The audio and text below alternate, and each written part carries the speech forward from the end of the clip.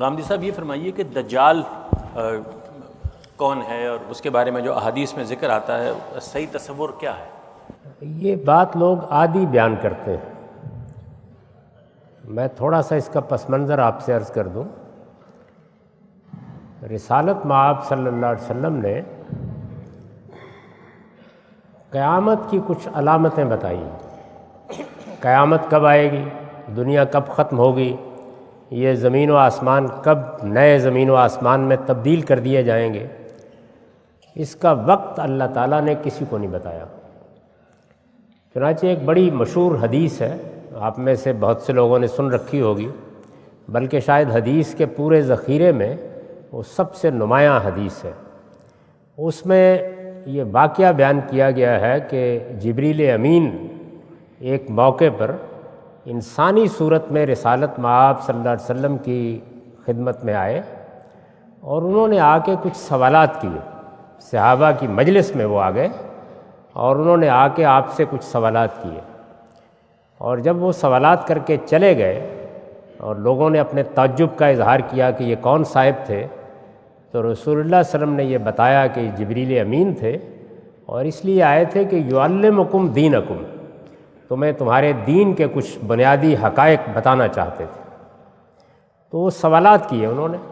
ان سوالات میں آخری سوال یہ تھا کہ قیامت کب آئے گی.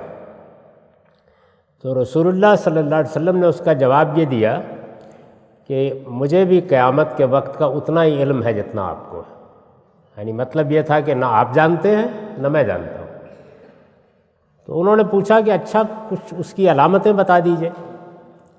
یہ علامتیں کیوں پوچھی گئیں اور کیوں بتائی گئیں؟ یہ رسالت مآب صلی اللہ علیہ وسلم کی بحیثیت رسول صداقت کے دلائل ہیں جو قیامت تک سامنے آتے رہیں گے. تو آپ نے اس موقع پر جو فرمایا وہ ذرا توجہ سے سنیے. آپ نے یہ فرمایا کہ قیامت قریب آ جائے گی تو اس وقت دو نشانیاں نمودار ہوں گی. ایک یہ کہ عرب کے ننگے پاؤں ننگے بدن پھرنے والے چرواہے عمارتوں کی بلندی میں ایک دوسرے سے مقابلہ کر رہے ہوں گے، یتطاولون فی البنیان. اور دوسرے یہ کہ ان تلد الامۃ ربتہا، غلامی بحیثیت انسٹیٹیوشن کے ختم ہو جائے گی.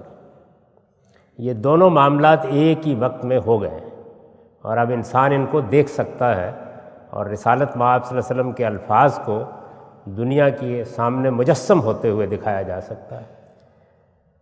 اس کے بعد آپ نے کچھ مزید چیزیں بھی بیان کی.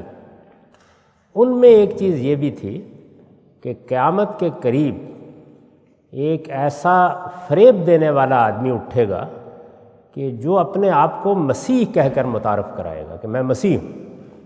یعنی سیدنا مسیح علیہ السلام آ گئے، یہ کہہ کے متعارف کرائے گا. تو عربی زبان میں دھوکہ دینے والے، فریب دینے والے کو دجال کہتے ہیں.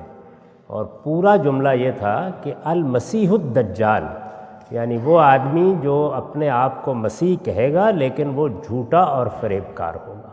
یہ پیشین گوئی کی گئی تھی اور نہیں کہا جا سکتا کہ یہ کب پوری ہو جائے، لیکن جو پوری بات ہے وہ یہ ہے. اگر آپ اس لحاظ سے دیکھیں کہ مسلمان بھی اگر آپ ان سے پوچھیں تو حضرت مسیح کے آنے کا انتظار کر رہے ہیں. مسیحیوں سے اگر آپ بات کریں تو ان کے ہاں بھی اس کا تصور موجود ہے. یہود نے چونکہ حضرت مسیح کو مانا ہی نہیں تھا تو وہ بھی ابھی تک اس مسیحا کا انتظار کر رہے ہیں جو انہیں داؤد کی سلطنت دوبارہ دے گا.